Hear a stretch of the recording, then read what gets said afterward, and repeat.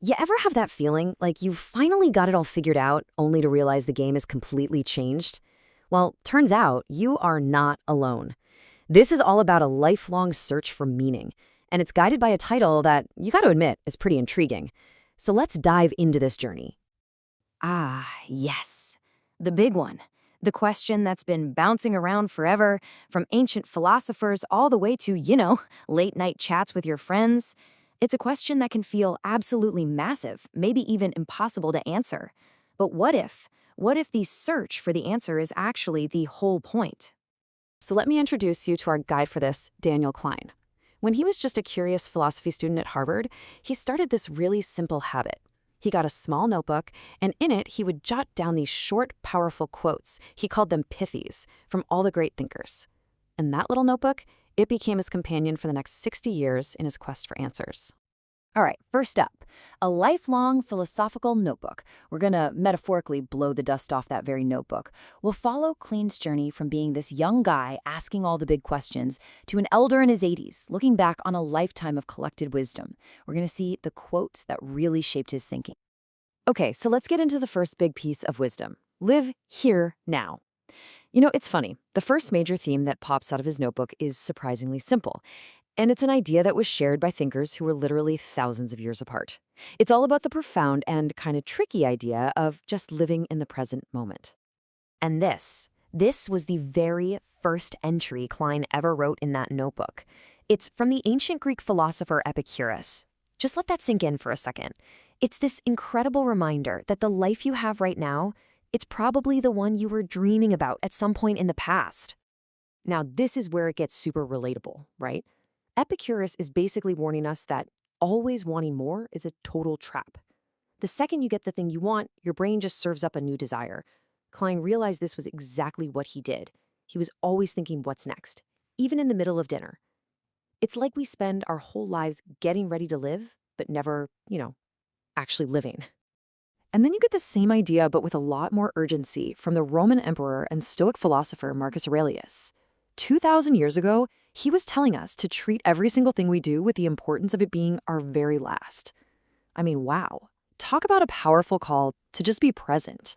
So if this advice has been around for millennia, why is it so ridiculously hard to follow?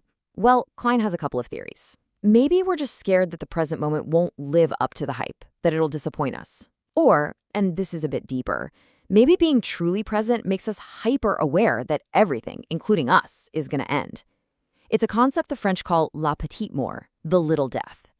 It's that bittersweet feeling you get after a perfect moment, a tiny reminder of the big one. Okay, on to our second big theme, create your purpose.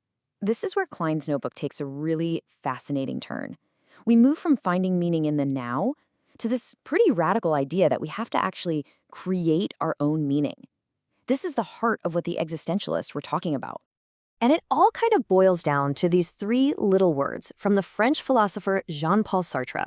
Now, I know it sounds super academic, but stick with me because the idea behind this is a total game changer. And this is the perfect way to get it. Think about a toaster. Its purpose, its essence, is to toast bread, right? That purpose was decided before the toaster was ever built. Well, Sartre says humans are the exact opposite. We're just born. We exist first. Then, and this is the key part, it's totally up to us to figure out our purpose, our essence. We don't come with a pre-installed program. But here's the catch. All that freedom, it comes with a huge dose of responsibility. Because if we're the ones creating our own meaning, we can't really blame anyone else if we don't like how our life is going. And that can be terrifying. But for Klein, this was the idea that resonated more than anything else. The meaning of life isn't something you find, like a lost key. It's something you have to build from the ground up.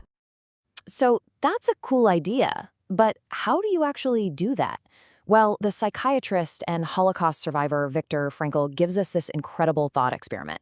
And coming from a man who found meaning in the absolute worst circumstances imaginable, his words just carry so much weight.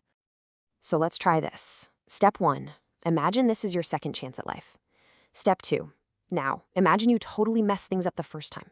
Frankl's genius is right there, in that second step. It immediately forces you to define what a right life would actually look like right now. It's a creative way to totally rethink your present and your future. Okay, so it feels like we're really getting somewhere, right? we've got these powerful ideas, but then Klein finds a quote that just stops him cold.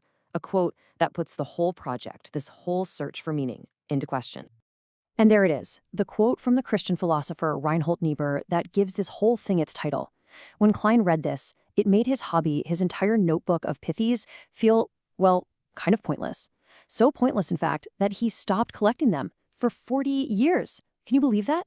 A project that defined his entire youth, just abandoned because of one sentence. That 40-year pause really makes you think, doesn't it? If our big ideas about life's meaning are just products of whatever's popular at the time, a kind of herd mentality, as Niebuhr worried, then is the whole search for a permanent answer useless? Are we all just jumping on the latest philosophical bandwagon? And that brings us to the final act, the final realization. Because after decades away from it, Klein eventually came back to his little notebook, not with one final answer, but with a completely new understanding of the search itself. Looking back at all those quotes with fresh eyes, he finally saw the pattern. He realized that even though the specific answers might change from one era to the next, the big questions, the big themes, they never go away. Like the importance of being present, that one just kept popping up. He concluded that the real value isn't in finding some single static answer. The value is in the search. And so, after 60 years, this is where Klein lands. It's not some secret code, but it's a powerful summary of everything he learned. Number one, we have the ability to consciously choose our own reason for living. And number two, the very act of deliberately making that choice, that's the key to a good life. Turns out, Daniel Klein was an existentialist all along. In the end, Klein's entire journey just brings the question right back to us, to you. Philosophy doesn't hand you the answer on a silver platter. It just gives you the tools and maybe the permission to create your own. So the final and really the most important question isn't what is the meaning of life? It's what meaning are you going to choose to create? What will you choose?